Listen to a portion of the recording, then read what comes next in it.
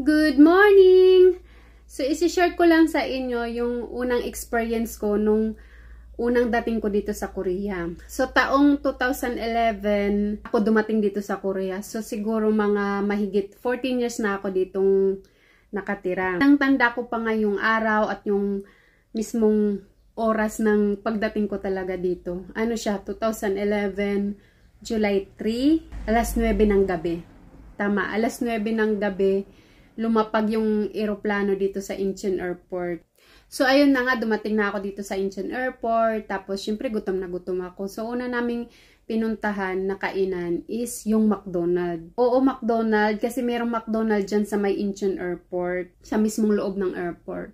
So, nagulat pa nga ako kasi hindi ko alam na may McDonald's pala dito. Tapos, ayun, syempre, pumasok na kami. Nag-order na si asawa. Tapos, siyempre kumakain. Ayun, tapos na kumain. Pagkatapos namin kumain, inano yung tray. Tapos nilagay na mismo doon sa mga lagayan, sa mga basurahan.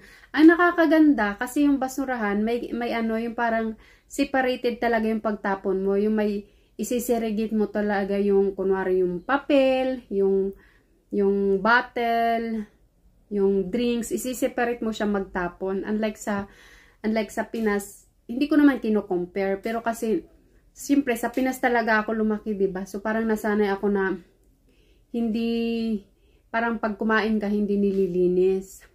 Lalo na dito sa mga fast food dito sa Korea, talagang ikaw talaga yung maglilinis ng pinagkainan mo. Kaya nung tapos na talaga linisin, parang naisip ko, wow, ang galing naman. Ang una kong impression sa mga Korean is napakadisiplinadong mga tao talaga ng mga Korean, di ba? Kaya ayun, tapos na kami kumain, tapos sumakay kami ng bus papunta na dito sa bahay. Tapos habang nasa bus, nakatulog pa ako kasi gabi na eh. Gabi na yun eh. Siguro yung ano ng bus, mga kulang-kulang 3 hours mahigit yung biyahe ng bus papunta sa bahay. Nakatulog pa ako, di ba? So nagising na lang ako kasi bababa na kami. So pagbaba namin, sumakay uli kami ng sasakyan ng asawa ko. Tapos ayun, nag-drive siguro mga 15 minutes bago nakarating sa bahay. Di ngayon, habang nasa sasakyan, nakatingin ako sa labas ng sasakyan kasi parang naa-amaze ako na masaya sa pakiramdam kasi alam mo yun, hindi ko naman ina-expect na mapupunta ako sa Korea. Kasi never ko talagang inisip na ano yung magiging asawa ko is Koreano. Ang gusto ko lang talaga is magkaroon ng lahi yung anak ko. Tsaka, back then, ng mga 18 years old ako, lagi talaga ako nasa mga computer, naghahanap ng mga dating site, nakikipag-chat sa mga kano or mga afam. Kasi yun talaga yung gusto ko maging asawa. Kasi na-miss talaga ako sa ng mata nila, sa kulay ng mata nila. Tapos ang tatangos ng ilong, diba?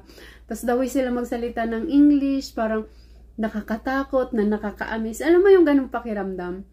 Yun talaga yung gusto kong maging asawa, yung mga kano. Kasi may naririnig ako na kapag kahit daw hindi ka ganung kagandahan, basta yung naging asawa mo, mga afam, parang yung kalalabasan ng pagmamahalan nyo, talagang magiging maganda. So, yun talaga yung yun talaga yung parang goal ko na kung mag-aasawa naman lang ako, yun doon na sa sa magiging maganda yung lahi ko. So, hindi ko talaga ini-expect na Korean yung mapapangasawa ko. As in, wala akong idea. Tsaka wala rin talaga akong idea sa Korea. Wala talaga akong alam sa Korea, kahit yung mga pagkain, yung salita. As in, pumunta talaga ako dito sa Korea na sobrang, alam mo yun, yung parang question mark yung nasa utak ko. Kasi, as in, wala talaga. Zero talaga yung ko sa Korea.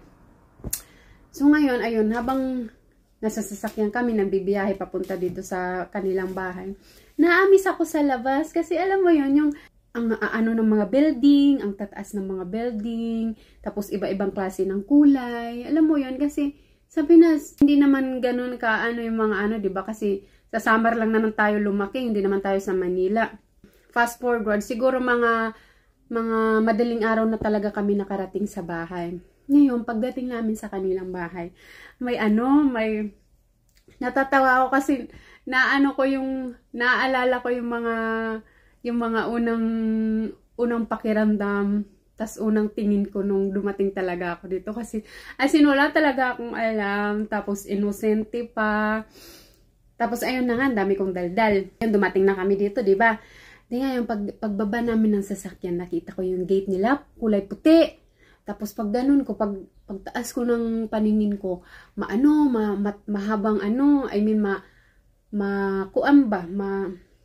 mataas na mga apartment. So, sa isip-isip ko, ay, may pera to. Kasi, ang ganda ng bahay, oh. Iniisip ko pa nga noon na yung buong apartment, bahay talaga nila, eh. Yun yung iniisip ko. So, ayun, pumasok na kami sa gate, tapos umakyat kami sa kasi yung bahay nila, second floor. Tapos, sa may pintuan pa lang, sabi ko, wala. Parang yung pintuan pa lang, parang ang ganda na. Paano pa kaya yung loob? Di, ayun. Pindot-pindot na sila ng password ng bahay. Di, pagpasok pa lang, makita ko agad, may cabinet ng mga sapatos, lagayan ng sapatos, tapos yung mga sapatos. Pagpasok ko, may isa pa silang pinto. Tapos makikita mo sa loob ng makikita mo sa may pinto kasi lang siya, parang transparent. Makikita mo yung loob. Parang ang lawak ng bahay. Ang lawak. Di ngayon, binuksan na yung isang pinto, tapos pumasok na kami. Pagpasok, may aso. Tapos yung aso pumunta sa akin, nag-ano dito sa may paa ko. Di ako nagulat ako na natakot at the same time. Kasi sa isip-isip ko, baka mamaya may rabies. Di ba?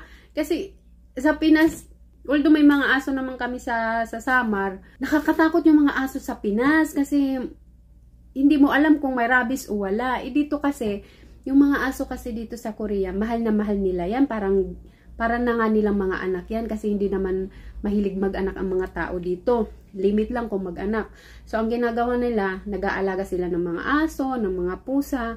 Yung aso nga, mas mahal pa yung niyan kaysa sa bata kasi yung aso parang monthly or yearly mo ata yan ipapa-check up para wala silang mga rabies. Kinuha sa akin yung yung aso. Tapos pinaupo muna ako dun sa sopa. Tapos yung sopa nila, alam niyo bakit? Yung sopa nila pagkalaki-laki. Tapos ang lawak, ang ng upuan. Tapos ang lambot. Alam mo yun, habang nakaupo ako sa sofa, para akong tanga. Oo, para akong tanga. Kasi habang nakaupo ako, nakaganon yung ko, yung yung mata. Nakaano sa paligid. Tapos sa isip-isip ko, sabi ko, wala, grabe, ang laki ng bahay nila.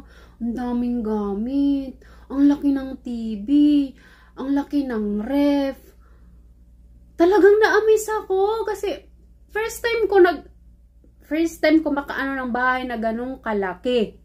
Oo. Tapos ayun, binigyan na ako ng tubig ng biyanan ko, tapos binigyan niya ako ng unting mga biscuit, tapos pinakain. Ngayon, pagkain ko, siyempre, nahihiya ka kasi wala ka namang alam sa Korean, di ba? Ganon-ganon ka lang, ganon-ganon. Tapos ayun, pagkatapos namin kumain, na ako, pinapunta ako sa CR, tapos pinaglinis ako ng katawan ko para magpahinga na ba. Hindi nga yung pati yung CR nila, ang laki! Oo, may bathtub pa, promise! Tapos ayun, tapos na ako maglinis. Pumunta na ako ng kwarto nila. Ng kwarto namin. Kasi yung bahay nila, tatatlo yung kwarto. Merong kwarto doon sa biyanan ko na mas malaki. Merong kwarto yung brother-in-law ko. Tapos, meron din kaming sariling kwartong mag-asawa. Tapos, yung kwarto, wala, na-amaze na naman ako. Kasi yung kwarto namin, alam nyo ba, pagpasok ko doon sa kwarto namin, hala, ang laki. Although, mas malaki naman yung kwarto ng biyanan ko. Pero yung kwarto kasi namin, ang laki din. Kasi yung kama, queen size. Tapos, may sarili akong yung make-upan, yung alam mo yung may salamin, may upuan, tapos may mga cabinet, lagayan ng mga make-up, ng mga lipstick, tapos may malaking salamin, yung makikita yung whole body mo, tapos may mga ganito na yung loob niya mga lagayan ng damit. Ewan ko, na-amaze talaga ako kasi sa Pinas kasi, sa bahay namin, wala kaming mga kwarto. Talagang ang dami namin magkakapatid kasama si nanay, si tatay. Magkakasama talaga kasi kami sa isang kuan, sa isang higaan. Diba? Tapos pupunta ka dito sa Korea, may sarili kayong kwarto. So parang, wow! Parang feeling ko nga nun, ang swerte ko naman, ang yaman na ng pangasawa ko. Yung parang ganon. Pero hindi naman tayo mayaman. May lang, dahil lang sa kasipagan. Hindi naman natin masabing sobrang hirap, sobrang yaman. Kumbaga, nasa lang ba? Nasa gitna lang ba? Ganon lang yung buhay ni Kurimaw. nung gabi na yun, pa rin ako makatulog kasi nanibago talaga ako. As in, nanibago talaga ako. Alam mo yung galing kang Pinas, inosente kapag dating mo dito, wala kang alam sa Korean, wala kang idea. Alam mo yun, tas iniisip mo pa anong kakainin mo bukas, baka hindi mo magustuhan. Di ngayon, higa na kami sa sa kama. Hala, ang lambot ng kama! Sobra! Ang lambot ng kama, tapos ang laki. Alam mo yun, pero sarap na matulog. Alam mo yun, ang sarap-sarap matulog kasi yung inaantok na yung mo, yung katawan mo, yung mo, pero yung diwa mo, gising pa kasi parang, wow, where am I? Parang ganun yung ko, parang ganun yung nasa utak ko ba, yung iniisip ko. Tapos, amang nakahiga, nakatingin lang ako sa buong paligid ng kwarto namin. Yun lang, tapos natulog na. Ang dami ng chika, no? By the way, abangan nyo yung part 2 ng kwento ko dito sa Korea kasi mas interesting, mas Jimmy Iso, mas funny siya. Kaya, bye-bye!